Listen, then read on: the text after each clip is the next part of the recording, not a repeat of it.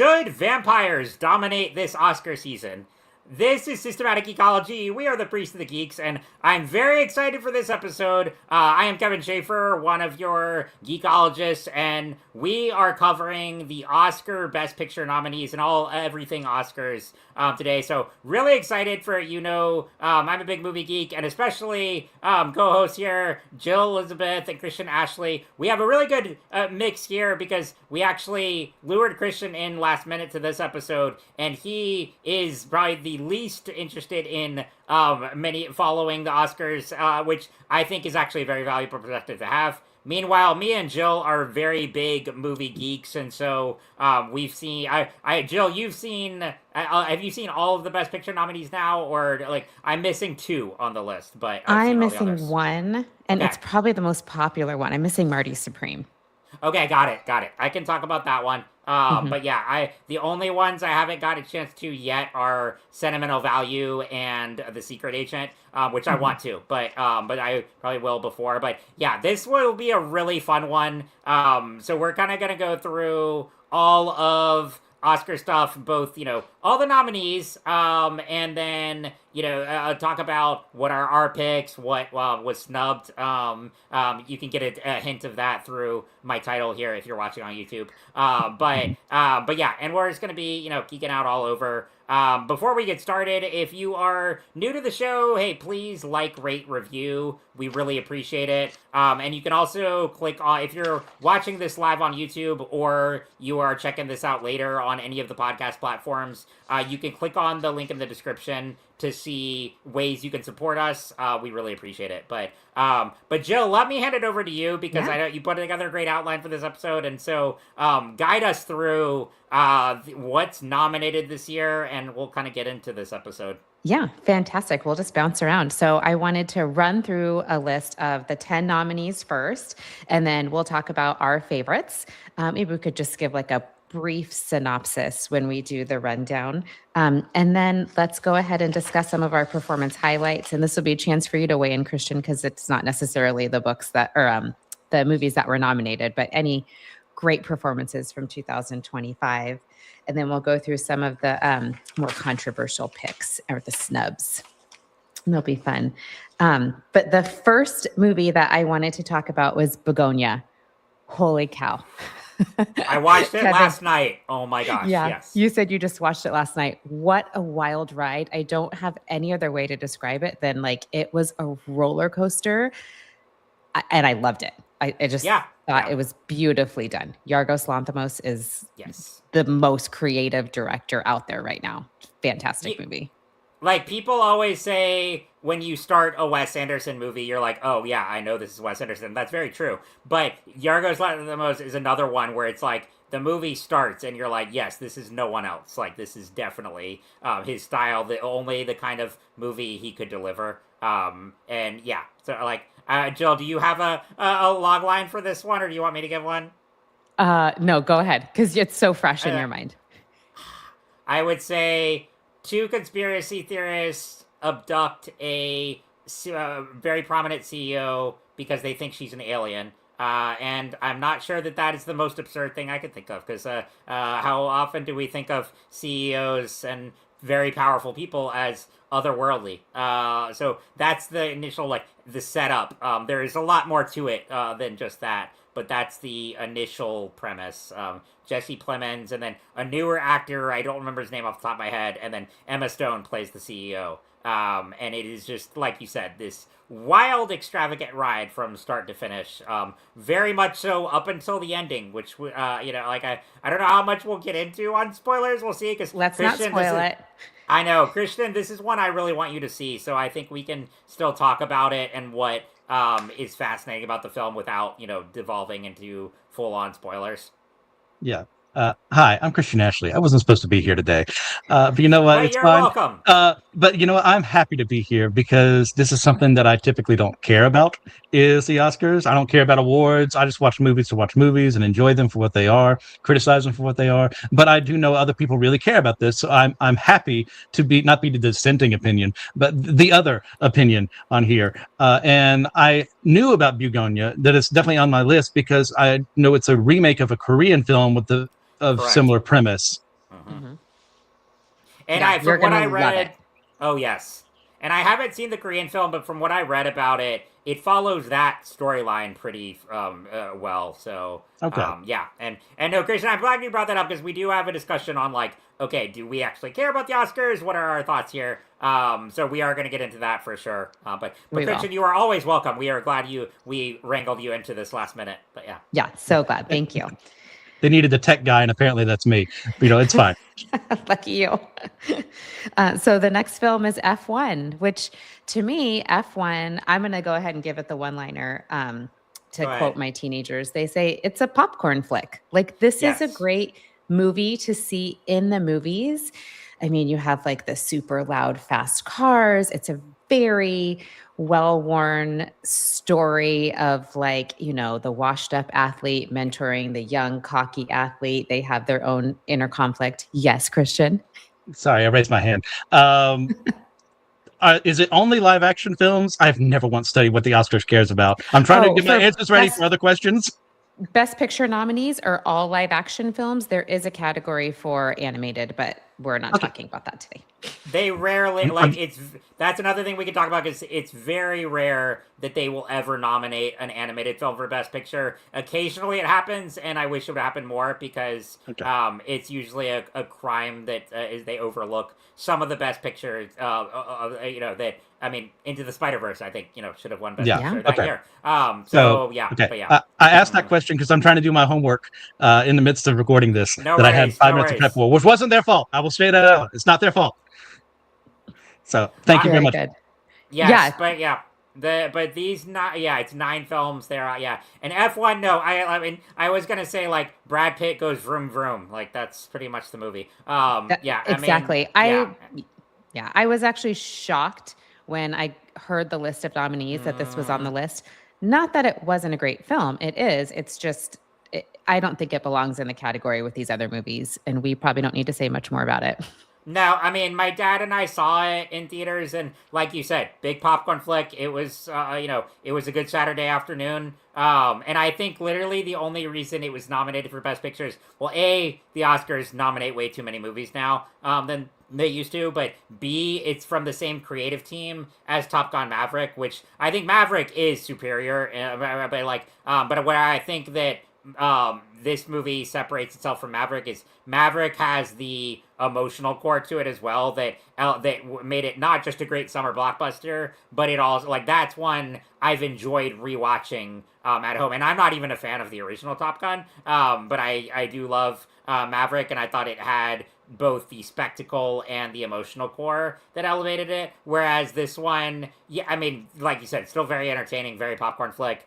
Good to see on the big screen, but I've not had any desire to rewatch it since it came on streaming. I was like, I mean, I saw it in theaters; it was a fun time. But same as you, it's like never did I expect this one to get nominated, and I don't really think it deserved that kind of credit. But yeah, it's a fun enough time. For sure. Yeah.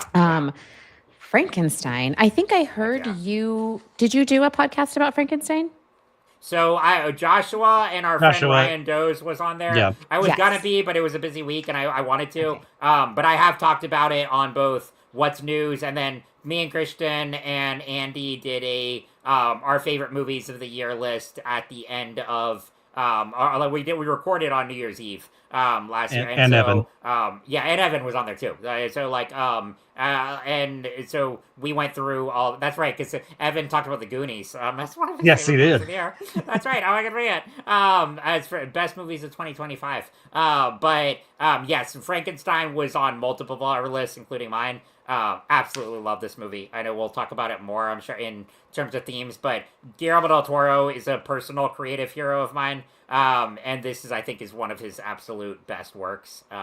I mean, people know the story of Frankenstein for the most part, so I don't know if there's much to say in the logline if you don't know that. But yeah, this is the Del Toro rendition of the classic Mary Shelley tale. And he puts his own spin on it. And the biggest thing I said about during my a couple reviews of it was that while it does take creative liberties from the source material, it is also very much captures the spirit of the novel really well, more so than a lot of other adaptations. And just what a display of technical wizardry, amazing performances.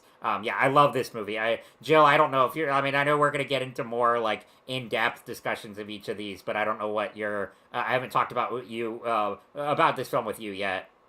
Yeah, I really agreed with your analysis. I just think it's a beautiful adaptation. And I know for Golden Globes, that is an award is like best screen adaptation of a previous work. I don't know if that's an Oscar category, but this should win. Like, Oh yeah, yeah, yeah. it's just beautiful what he does with it. And the theme of like fatherhood in this film, I think we get so much more than any of the other adaptations of this novel. And the cinematography was just stunning. I loved this film. It's okay, and I love that you brought up the fatherhood element because Del Toro specifically said that this film was, I mean, not only a response to his love of the novel and the James Whale film that he grew up on, but it was both a reflection of him with his relationship with his father and his relationship as a dad too. And he wanted to, explore all of that in this film in ways that he hadn't in previous of his works. Yeah. So, yeah. Why don't you kick us off with the next one, Hamnet? Hamnet, okay.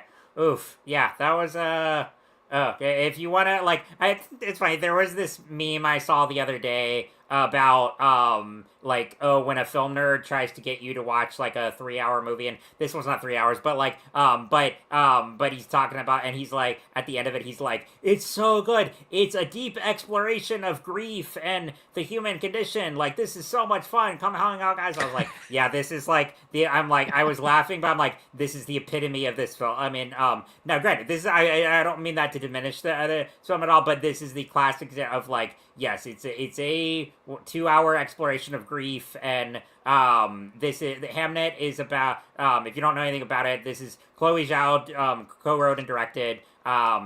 She co-wrote it with the novelist that this is based on, but this is loosely, I would say loosely because it is based on a novel, but it's about William Shakespeare and Anne Hathaway, and how they lost a son that named Hamnet, that inadvertently inspired Shakespeare to write Hamlet. And and again, there's historical aspects of Shakespeare's life that alludes to this, but again, the film and the novel are obviously fictionalized, renditions of this story, but it takes elements from Shakespeare and Anne Hathaway's, not Anne Hathaway of modern day fame, but I was just about to make the joke. Dang it. I know, not Devil Wears saw Prada it. Anne Hathaway, Princess Diaries Anne Hathaway, but the OG one. No disrespect to the Anne Hathaway we know and love today,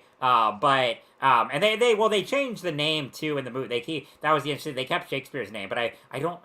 Jill? Do you remember what they made the character's name in this one? I don't. I'm sorry. Yeah. No, and it's honestly what's interesting too is like they don't even say Shakespeare's name till like almost toward the end of the movie. Like so I mean they just call him like, well, yeah, that is, yep, that's it. Yeah.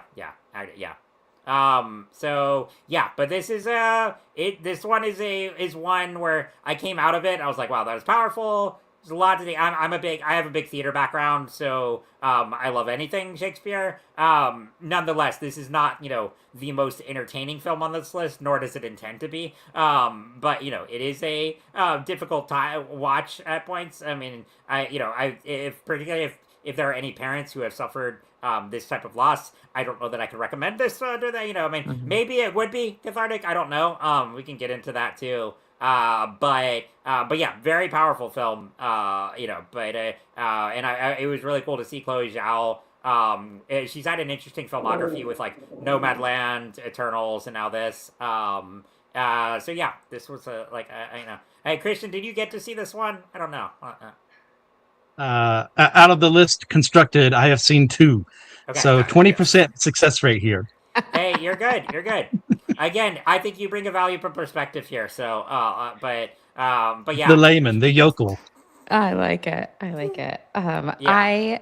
I have a theater background as well. I was a theater kid. I have 2 children of my own that are deeply involved in theater. My son's musical theater major over at Arizona State. And so Shakespeare has always been like this thing. I personally, I don't love Shakespeare. I talk to my kids like it's spinach. You just got to eat it. If you're gonna make this the thing that you're passionate about and the way that you want to move through the world, like my son wants a career in film and theater, you'll probably have to just know Shakespeare.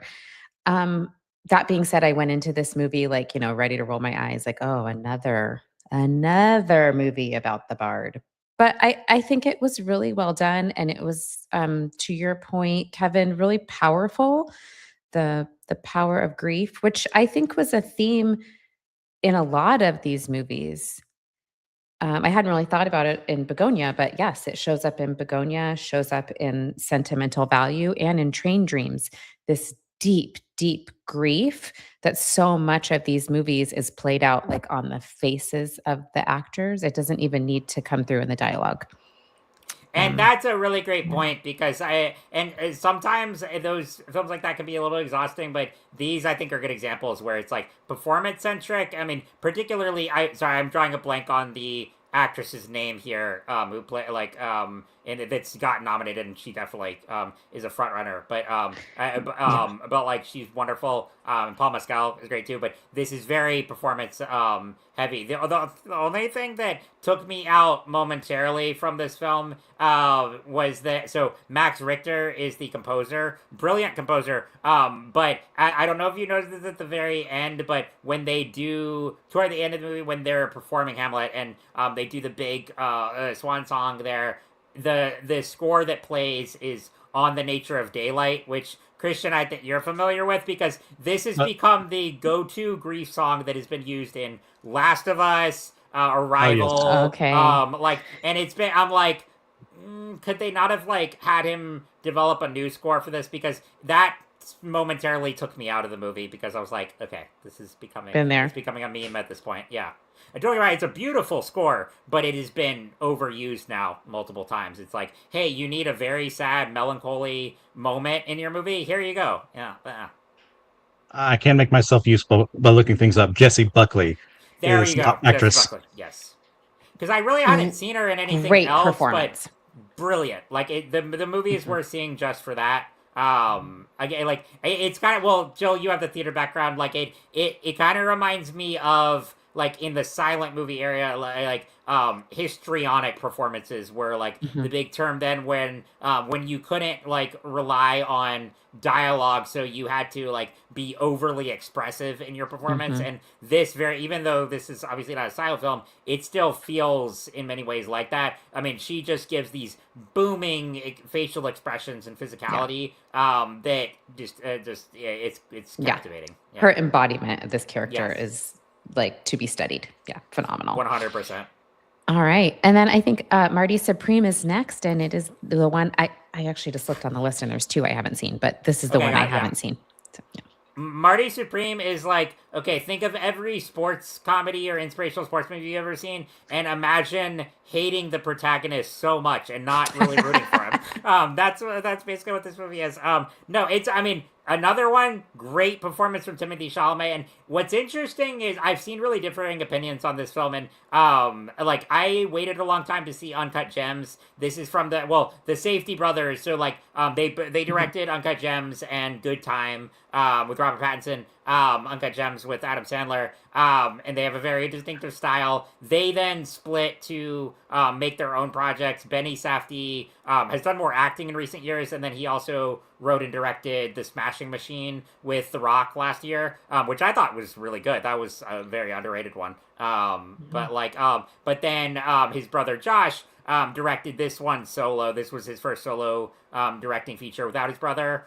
He still worked with the co-screenwriter of Uncut Gems to work on this, but yeah, it's basically Timothée Chalamet's character. His sole aspiration is to become a famous table tennis player or tabletop and he will stop at nothing to get there. But in the meantime, he treats everyone around him like less than. He is super self-absorbed, and that's very much the movie's intention. It's kind of like a deconstruction of the sports comedy and the inspirational sports movie, and it has a lot of parallels to Uncut Gems. So depending on how you felt about Uncut Gems, I think you might love or hate this movie. It's been pretty divisive. Like, I had a creative writing teacher from college, absolutely hated it. And I actually enjoyed this one actually more than Uncut Gems. It was interesting. I think what I liked about this one was the experience of it, because I saw a review that talked about the different influences. Like, it feels like a 70s kind of movie, but it's set in the early 50s, and it uses an 80s soundtrack, so it's not meant to be realistic, really. It's almost like a dream sequence of a movie where you're just kind of like, okay, you're in this ride and it's wild. And yeah, there are moments in this. I won't ruin it, but let's just say you will never look at a bathtub the same way again, because there is a sequence here that completely catches you off guard. And yeah, I saw this in theaters with some friends, and I was like, okay, well, yeah, I'm not gonna forget that. But yeah, I did quite like it. I mean, it's worth seeing, but if you love this movie, I get it. If you hate it, I also understand, because it has that nature where it's gonna be very divisive, and it, depending on whether you like Josh Safdie's style or not, is gonna determine how you feel about a movie like this. Yeah. If you had to give it a one-line description, what would you say? Yeah, like, self-absorbed 20-something will stop at nothing to play ball around the world, and will manipulate everyone in his path to get there. Okay. Okay. Very good. One battle after another. Oh, yes. Christian, Yeah. does this happen to be one of the two that you've seen? Dude, you really need to see it. This No. is one. I know we talked about You it talked about multiple this times. on the episode Mm-hmm. we did for your top films. It's on my list, along with many others. Yeah. I'll get there eventually. Yeah. It's just one I'd be really curious to get your thoughts on. Yeah. Yeah. I mean, it's a cool movie. As I was watching the performers like do their, the tour where they have to promote it, everybody was just praising Paul Thomas Anderson, the director. And I get it. Like, he is super creative. I will say this movie feels so current, and the revolution that is happening in that movie feels like, oh, this could break out any day. And it's super interesting. It was written 15 years ago.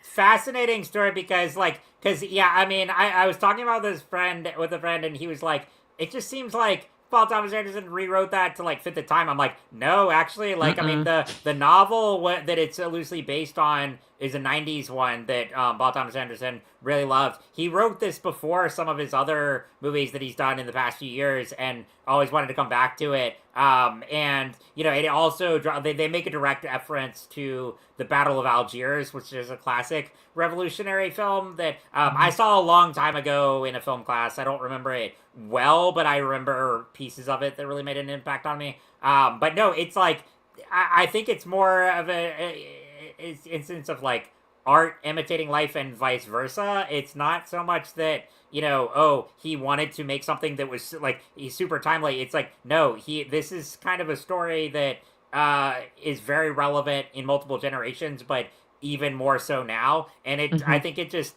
it wasn't like he was trying to craft a narrative around the current political moment, but it just ended up being, it came out at this time, and it speaks directly to audiences now. It does. And it's an homage to American Revolution from the 1960s, which does feel really relevant in this moment. And we need to remember and learn from our past. Yep. Yeah. I liked it. I'm going to wait, and I have a little bit more of a critique about it later. But I thought it was great. I thought PTA is great, and the film does what it's supposed to do. It does. And like, so another one, some brilliant performances, even though it's a big like spectacle of a movie, and it has one of the best car chases in all of cinema. It's also very performance. I mean, Tiana Taylor is wonderful. Jason Finney. I mean DiCaprio, but I think even more so like Benicio del Toro and some of the Benicio del others. Toro, to me, like steals the show. Every He scene really he's in, does. he wins Yeah, the scene. He yeah, is fantastic in this film. brilliant. Yeah, yeah, I walked away like singing his praises way more than Leonardo DiCaprio. I did like DiCaprio in this, and I thought yeah, it yeah, was like yeah. really great to see comedy from him. We don't get to see that Right, a lot, right. and he does it really well. Uh, and it was interesting too, like listening to. I love when the team is like promoting their movie. I love watching the interviews, and I saw the actors on actors with him and Jennifer Lawrence. And as he's talking about this film, he talks about his dad being a revolutionary. His dad was like, Yeah. building bombs in the 1960s with like the Black Panthers and just, yeah, I could see him embodying this like lived experience in this role. That was really cool. That was a good interview, and yeah, it just seemed like the cast had a great time making this movie. Hmm. Hmm. And I mean, yeah, and I think I said like I don't really like Sean Penn as a person. Like I don't know why. Like he's just one of the like that I don't like. But I mean, he can play an amazing villain. And he did it out of the park here. So yeah, He That's does because a he's not great acting. job. Yeah, I agreed. it's He very does yeah a no. great job of being a real asshole. I mean, it like I don't know if you saw Licorice Pizza too, which is another Paul Thomas Anderson film that did right before this, but he also plays a horrible person there. Not like a menacing villain like this, but also just a douchebag there. And yeah, didn't seem like he had trouble getting into either of those roles. Yeah, love it. Yeah, Okay, so this one I just like slipped my mind. The Secret Agent, I didn't see. And the yeah. only So reason I didn't see it is because I waited a bit to try to cram all these movies in mm. close to this discussion so they'd be fresh in my mind. And I watched Sentimental Value a couple days ago, not realizing it was subtitled. And I started it very late at night, and it's in Norwegian, and it was not an easy movie. Yeah. And then I was exhausted, and I kind of forgot about the next foreign film, which was The Secret Agent. Um, so I mean, I think better rather than speculating about what it might be and the meaning, we'll just skip past it and maybe revisit it in a later episode. I think so too. I mean, this is the other one I haven't gotten to yet. I really do want to because I've heard amazing buzz about the Same. actor. I mean, he won Golden Globe, and I mean, he sounds like a contender to win Best Actor at the Oscars, which I think that would be huge. Like for and Same. a lot of people are rooting for him. So I do really want to see it. I've got a film friend from work who got to see it and really loved it too. But yeah, Mhm. Yeah, very good. So we'll just go on to Sentimental Value, yeah. which Well, yeah. I'm horrible about paying attention in trailers. I never read the introductions of books. I often go into a work having no idea what it's about.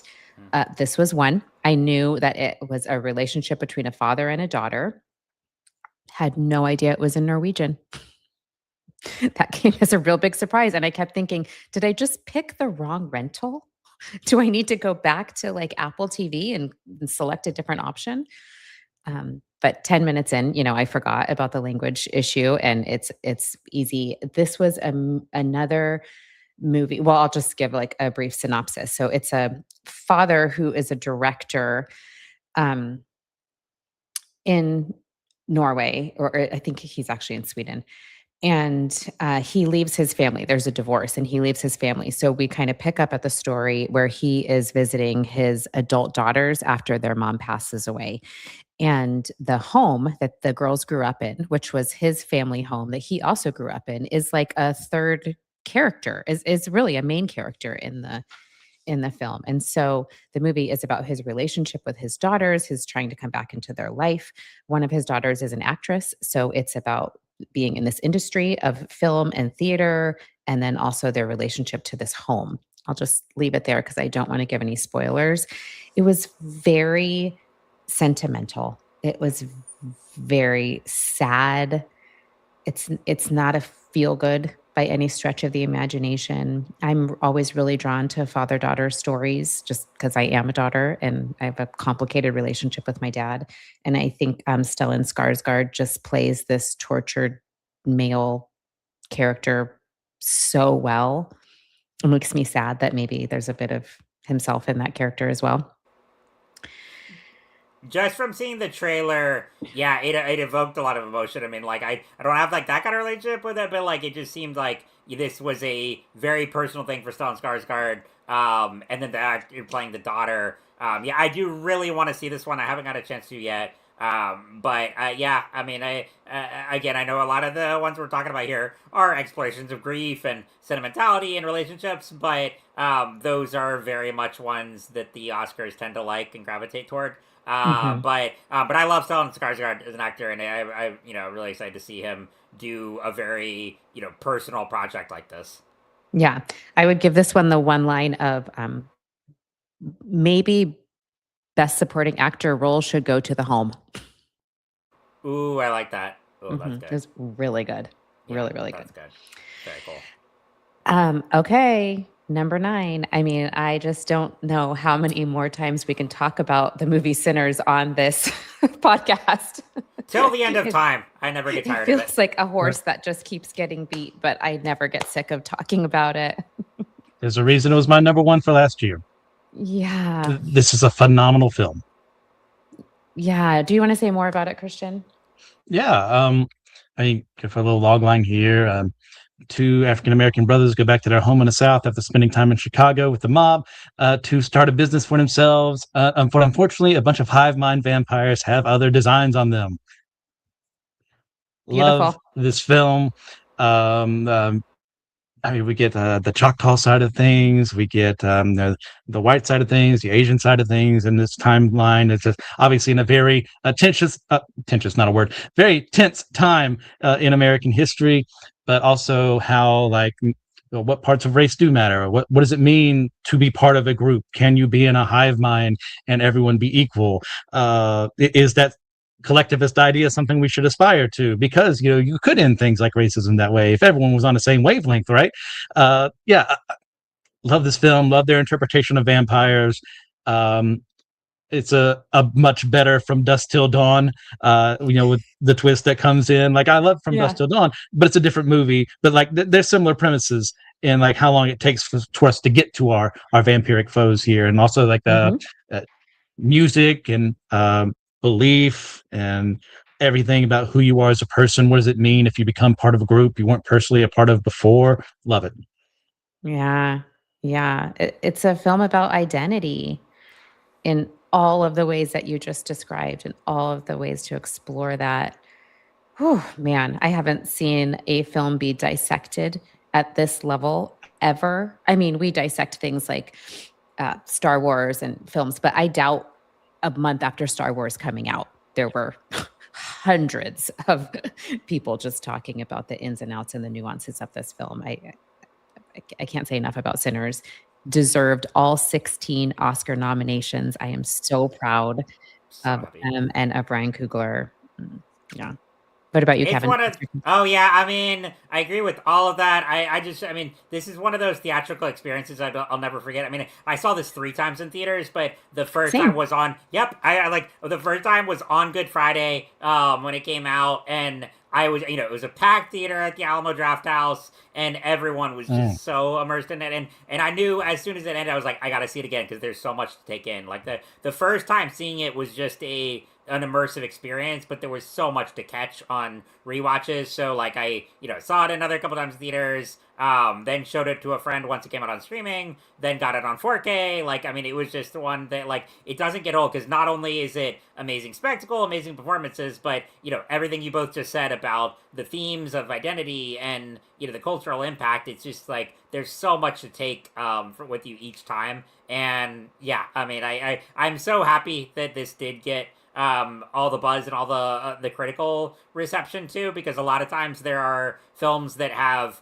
a massive cultural impact that are totally ignored by critics and the Oscars and award shows and all that. I'm really happy that this got all the attention it deserved, and more. Yeah, so good. All right, our last one is Train Dreams, That's what's which just was watched the other just a night. yeah, oh, so good, right? It's like Yeah. like a poem put to film. It takes place in is it 1917 or They 1920? yeah, I don't know if they ever said the year it's exactly, but somewhere in that frame. like, this guy Joel Edgerton plays a logger, and he's just kind of doing his day-to-day life. But yeah, I don't know if they mentioned, they give an indication of like the general time frame. I can't remember if they actually said the year. I just watched it the other night, but yeah. Mm-hmm. Yeah, it's just this sweeping story, and the cinematography again is so beautiful. It takes place in the Pacific Northwest, and I think that the imagery of the trees, and because it is about the logging industry, and then you're watching the trees get cut down and that landscape change. Yeah, go ahead, Christian. According to Wikipedia, it recounts 80 years of his life, and he dies in 68. Okay. Oh, So Yeah. okay. Yeah. Okay. Oh, yeah. So that's right about Yep. yeah, starting in the makes sense. 20s. And it starts off with a really horrific event that I think was probably a common event. He's working on the train dreams, because he's working on the railroad to bring the train through this Pacific Northwest, and just the abuse and mistreatment of the Chinese workers that were also building the railroad. And that horrible event that he witnesses kind of carries through and lives with him inside for the rest of his life. I don't know the actor who plays the character, the Chinese railroad worker, but he keeps That's a good. He reappearing. recurs. Yeah, he does. Yeah.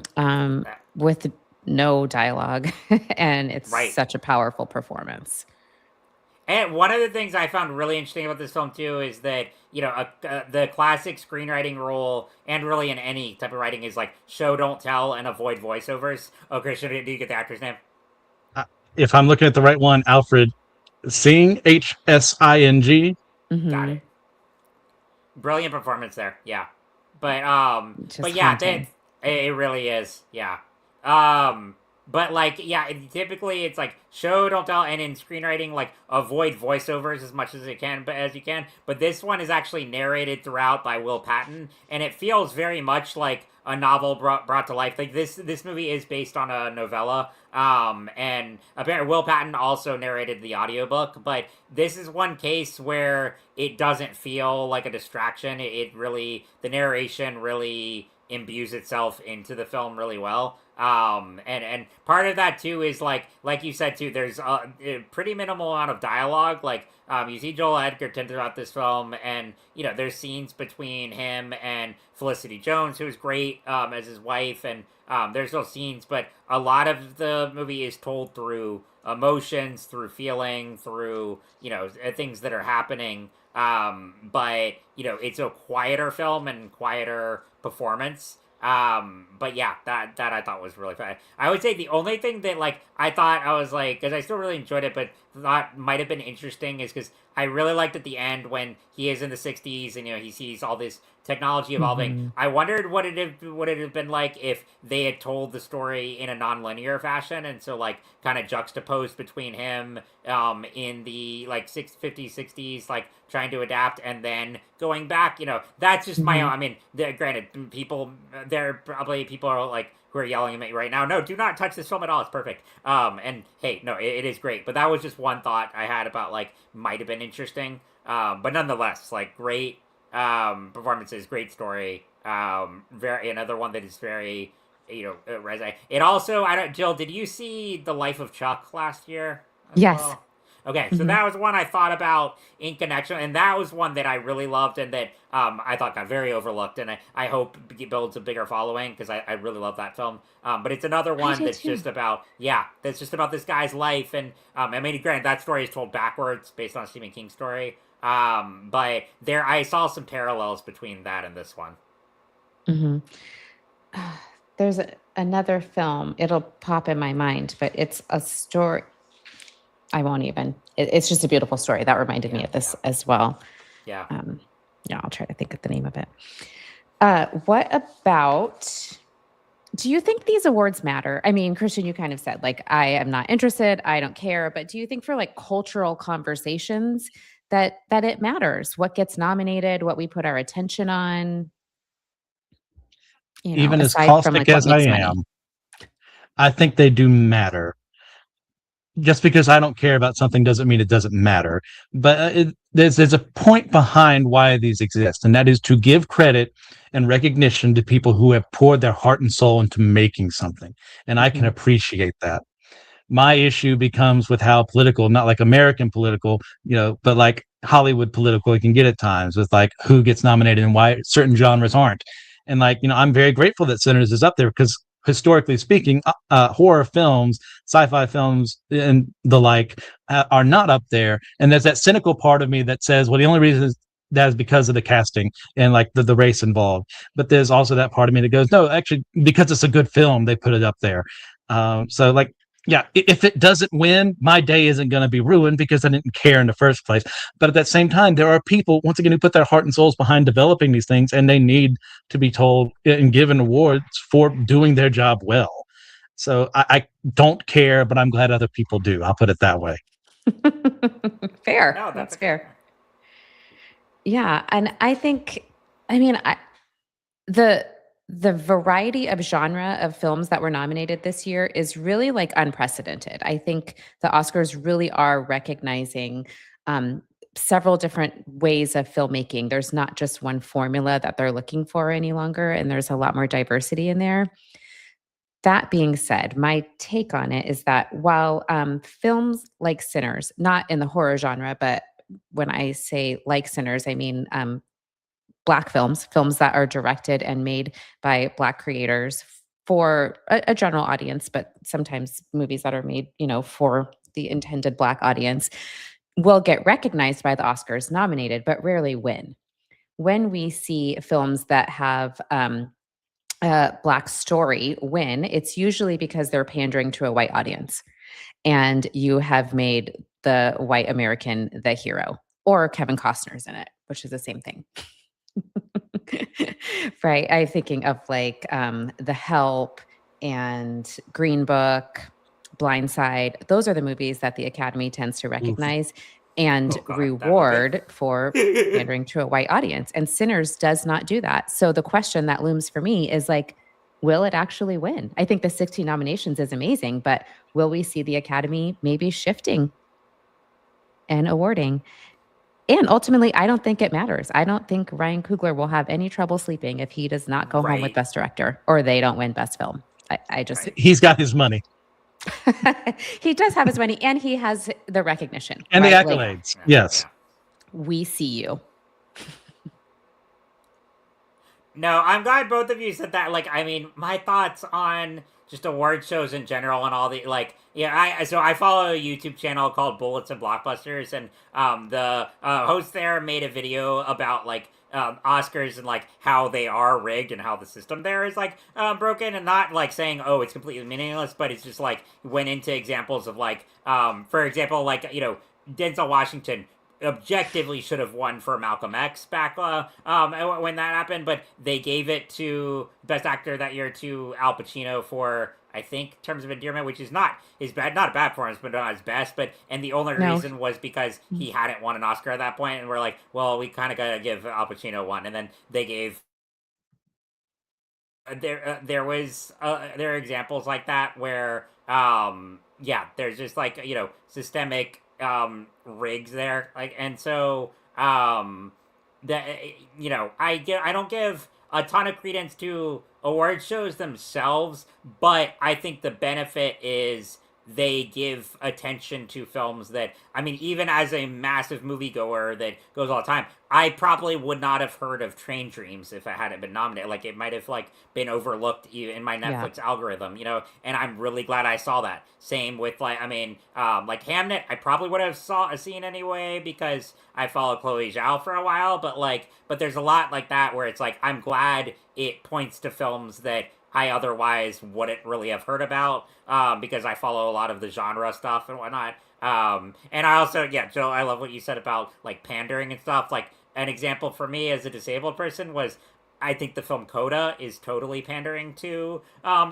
because like for instance, I'm glad that they cast deaf actors in that movie to play it, but as far as the story and what it says about disability, it's like oh, disability is so hard, and look at these inspirational heroes for sacrificing, like the family member who, the daughter who gives up her dreams to go take care of her family, and it really irked me about that. So like I'm Mm-hmm. like, that's honest. That is not the kind of disability story that I want out there. And just Yeah. because you know cast disabled actors doesn't get you a free pass. Like so I thought that was very and yeah, they do Oscar films like that tend to do that a lot. They're like more you know, they're very pandering. They're very you know like, oh, but we, you know, we cater to this demographic, yay us, you know. I mean, like, no, that like that's what I love about Sinners. It's an empowering film, and it's you know, it's a and it's so wildly entertaining, you know. Yes. And it's so inclusive, right? We get like Yes, exactly. so much happening in the American South Yes, in that time period that's exactly. historically accurate and, Exactly. like you said, really entertaining. Right. So like, yeah, when it comes to the Oscars, I'm like, I'm happy when it's creators I like that. Like I mean, it was awesome the year that when Del Toro and Jordan Peele both won Oscars, and like there were a bunch Yeah. of other people. Like it's like that's really cool. But it's same like that. It's like if they don't win, that doesn't diminish how great the movie is, or how you know like or you know it doesn't really affect like what my favorites of the year are. So yeah, it's kind of a mix. I usually watch them for the most part, or like I'll watch speeches that I really want to like if I'm like really Mhm. happy that someone won. But yeah, it's also pretty rigged, and it's you know it ultimately is somewhat meaningless, but it also has a cultural impact. So it's kind of you know I can see both ways. Yeah, it's a both and situation. Yeah, Totally. no, no. Okay, snubs. Anything or category, area that you feel Yeah. didn't get recognized? Mm-hmm. Um, Obviously, friendship. as on the animated side of things, did K-pop Demon Hunters get nominated for anything? I'm just curious. For best animated, yeah, it did. Okay. Yeah, Hmm. yeah, yeah. And Yeah. best song, which Okay. means we'll get Yeah. to hear a live performance of that song, Ooh. Golden, which that'll be fun. Yeah. As I said before, it's not reinventing the wheel or anything. It's a story that's told before, but it's still great. So it deserves its accolades. I'm happy for that. Hmm. Hmm. Yeah, my friendship I think should have got nominated for best original screenplay. It was like the funniest theater experience I've had in a while, and it's just like this excellent fusion of comedy and horror. I recognize that Tim Robinson's comedy is not for everyone, but it was a pretty brilliant original narrative. And then Eddington was honestly the biggest snub I think for me. Like I was very surprised that that one did not really get any kind of attention. I don't know if I either of don't you have know seen that yet, but Eddington. that's the new Ari Aster film. So who I'm actually like I'm not even the biggest fan of Hereditary or Midsummer. I know that you know people love those. Eddington was actually the first one that I actually really liked. It's a modern western set in 2020, so it's very much set Yeah. during COVID and everything, and you know, and it like and I looked at a lot of interviews with Ari Aster after I saw it, and he said that basically the internet wrote this movie because he said throughout COVID he was on Twitter, he was not actively posting or anything, but he kind of wanted to just look at what was the discourse there, what were people saying. Obviously, it was an extremely fraught time, and there you know, and he wanted to kind of capture really the state of America at the time, and he presents different ideologies in this film. Also, just makes it really entertaining and really captivating. But it's with Joaquin Phoenix and Pedro Pascal, and Emma Stone's in it as well. It's just a really mesmerizing experience. It's a as far as the Western element, there's a lot of comparisons to No Country for Old Men, Okay. Unforgiven, ones like that. But yeah, and cinematography wise, it's incredible. Editing, production, all of that. So I think that should have been nominated for something, be it original screenplay, director, performance, any of that. At least cinematography. I was very surprised about that. You know, Okay. and then As you were um, talking about it, now I remember. Yeah. right. And then with Wicked for Good, I know we got to talk about this because I mean, I don't think like For Good was nearly as good as the first one. I don't think I wasn't surprised it wasn't gonna get a Best Picture nomination or anything like that. But I was surprised that it didn't get at least get any of like the visual accolades or anything like Hmm. that because visually it's still just as impressive as the first one. I think as Joe, you and I have talked about like Wicked in general and like our thoughts on For Good. So I wasn't surprised it was snubbed of like the big ones, but the acting's still amazing, the visuals are amazing. So I was surprised that it didn't get anything when it came to either visuals, costuming, anything like that. Yeah, I was a little surprised about that one as well. I feel like it's almost a pushback on like popular movies. You know, oh, that was a good play on words I just did. I just realized that. Oh, there we go. Oh, okay. Nice. I love it. But I feel like the Academy gave us Sinners. Like, fine, you guys won't shut up about it. I guess we'll give it some nominations, but like, we're not also letting Wicked for Good in there. Yeah. Because That's a good we're point. not just a pop culture machine. We care about real art. Right. Yeah. So, yeah, those were the big ones on my end. I mean, I mentioned too, I also loved Life of Chuck. I mean, I know it's a smaller one, and like, I mean, I do think Mike Flanagan deserves, like, I mean, he has all of us as a following, and we know he's a brilliant storyteller. I wish he would get more, out, but it's another one where he's a horror guy, he's a, genre guy. So it's not that surprising that he's gonna get overlooked, but I did love Life of Chuck. Yeah. I loved that movie. Did you see it, Christian? That is also on my list. Okay. Yeah, you'll like it. I saw it and then I went back and read the Stephen King novel because it was so good. It's great. Yeah. Cool. Jill, do you have any snubs though? So Ethan Hawke was nominated for Best Actor for Blue Moon, and I feel like we could probably replace F1 with Blue Moon. I think it was a really good film. Yeah. And I loved his performance in this. Like this tortured, what could have been, for those who don't know, it's a film about Rodgers and Hammerstein formed, obviously this very famous duo that made hit after hit after hit on Broadway. But before it was Rodgers and Hammerstein, so it was Rodgers and Hart. And Hart didn't make it for all kinds of reasons. And then this film is about him lamenting over that. And I would have liked to see something like that instead of Brad Pitt goes vroom vroom. Vroom vroom. I think we should just the poster should just say that. Like I think that's a perfect synopsis. It should, yeah. Mm-hmm. I'm trying to think any other snubs. No, I'm really happy. I'm really excited to see. Do you have a front winner? Like, what is it called? Yeah, front runner. What do you think? Yeah. Is going to win? I think it's going to be close between Sinners or One Battle. Like, surprise. Like, I mean, I think Hamnet has a good chance too, but I don't know. Looking at the Best Picture nominations, with Sinners breaking records here, I wouldn't be surprised if they got, I know One Battle also got a lot of Golden Globes, and Golden Globes are usually an indication of what will win, but there's also numerous cases of something dominating at Golden Globes and then it doesn't win Best Picture at the Oscars, so so it's not a guarantee by any means. But yeah, I mean, at this point, I don't know. I think Sinners has a really good chance. Mm-hmm. I mean, it's great. My favorite. It's what I would choose if I were in the Academy and I got to pick Best Film. Right. I guess I'm jaded. I just don't think it's going to take home.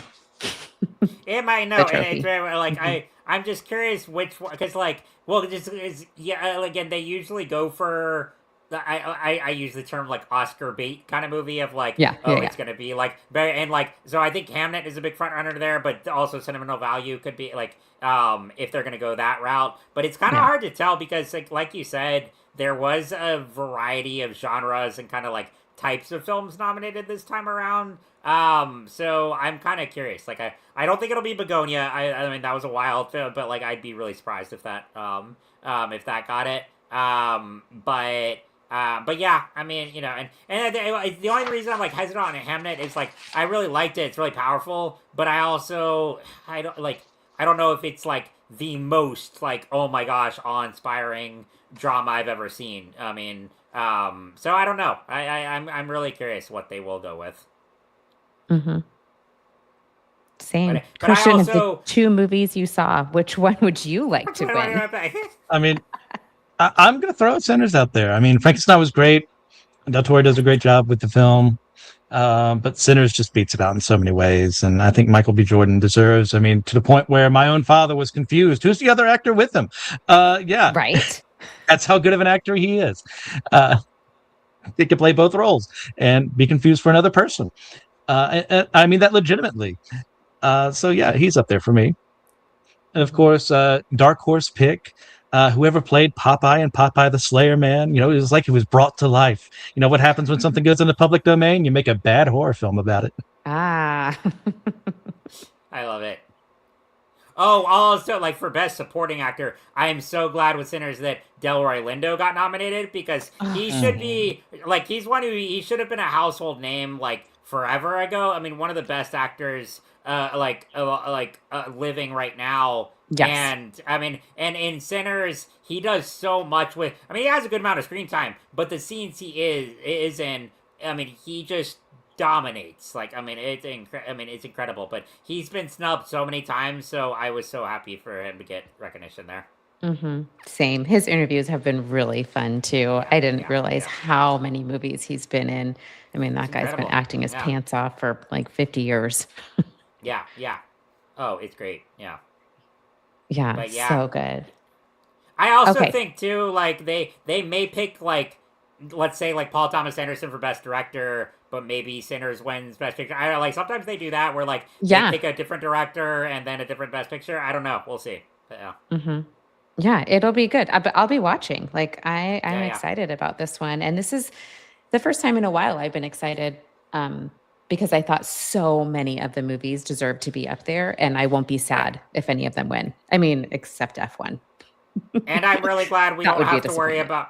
Yes, oh gosh. I don't think we have to worry about that, but I'm really glad too we don't have to worry about Adrian Brody getting up there and giving a speech that's longer than the movie he's in. Sure. So, Or yeah, kissing someone yeah. inappropriately. I think we're good. Yep, Oh, yep, yeah. let's see what you missed by not watching the Oscars. Those things. Yeah. Yeah, that's an old one. Yeah. Yeah, like, but yeah, that, like, oh, if you want to look at one of the longest speeches last year, that was also not even that good. Yeah. Oh, Yeah. So the Oscar ceremony is on March 15th. I think I'm going to a little watch party. I have a couple girlfriends, and we like to get fancy and wear like our Nice. cruise dresses. And we had an idea that maybe we'll just go to like a sports bar.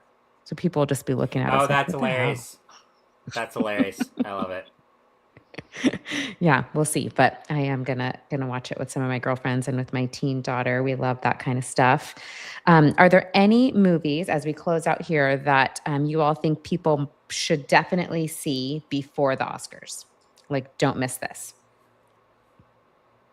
Aside from the ones we discussed, another one I want to highlight is If I Had Legs, I'd Kick You, which Rose Byrne is nominated for Best Actor, and like I love Rose Byrne, and I'm so glad that like but that's a film where I normally don't like movies where it's predominantly close-ups of the actors' faces and it feels almost claustrophobic. This is one that worked so well. I watched it a couple weeks ago and really loved it. I mean, not the most like, not exactly a popcorn watch and, light entertainment, but as far as mesmerizing, and she is incredible. I would be very happy with either her or Jessie Buckley winning Best Actress. But yeah. Yeah, same. Die My Love, I think is a good one. I don't know if I would say it's a must-see, but if it's on your list and you're considering, yeah, it's a good one to watch before the Oscars. Nice. Mm-hmm. Christian, do you have any like picks from? I don't really have an answer for this, but I will say I was surprised by something twice. And when we did the episode for our top 5 movies, I was surprised, and then I forgot. And I was looking through everything here to see what I watched. I was also surprised again. Apparently, someone made a Red Sonja movie last year, and that tells you everything you need to know about it, because I don't remember it existed twice over. But yeah, you know what? For the heck of it, I'll throw out Black Phone 2 and The Ritual with Al Pacino. I enjoyed both of those. Yes, The Ritual is yet another Catholic exorcism film, because you can't do a Protestant exorcism film because it'd be anticlimactic. But you know what? It is what it is. Hey, Black Phone 2 was really good. Talk about a sequel that, the first one stands on its own perfectly fine. But I really liked what they did with the second one. Yeah, I haven't seen the second one. I did see the first, and I don't love horror as a genre. Sometimes Yeah. I get talked into it, and I liked it. Yeah. Very cool. Yeah, I scare very easily. Hey, it's okay. I'll have to talk about sometime my origins with horror because I was not a fan for a long time and I got into it in Same. college, and now I'm a big fan. Yeah, no, Okay. Okay, very cool. All right, so yeah. we just like encourage the audience to watch the Oscars, weigh in. If there's something glaring that you think we missed, please let us know. We love to hear from everybody. Um, thank you both for joining me. This is like my first official episode as a geek, as a Jill, priest well, of you're geeks. Yeah. welcome. This is so Yeah. exciting to have. Oh, we're really glad to have you, and like I love having another like full on movie geek here to discuss Yeah. this stuff with. So this has been Yeah, great. so this is a series, movie spotlight series is something new that we're Mhm. doing. I'm really excited about it. I'm hoping to go through filmography of director, like episode at a time. Even though Right we on. have talked Sinners to death, Ryan Coogler does have 4 other films that are fantastic. And so I would like to talk about some of those films. Love to do like a George Lucas. Um, Oh I've got yes. lots of ideas. So this will be fun, Oh, fun series. I'm down for any of that. Like that would be great. Yeah. But yeah, Well, we are awesome. starting a Star Wars series this year, so we could easily cross over for that. Yeah, I would love that. Okay.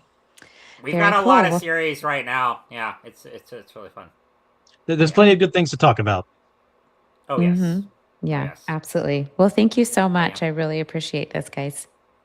Joe, Christian, thanks so much. Christian, Absolutely. thanks for joining us last minute. This was great. And for our listeners and users out there, again, check out the description in wherever you're getting this podcast from. You can find ways to support us. And one of our supporters, Amber Riley, thank you so much for supporting the show. We really appreciate it. All of our supporters out there, you will get a shout out on this show. So we really appreciate it. And remember, we are all a chosen people, a geekdom of priests. Take care, everyone, and watch more movies.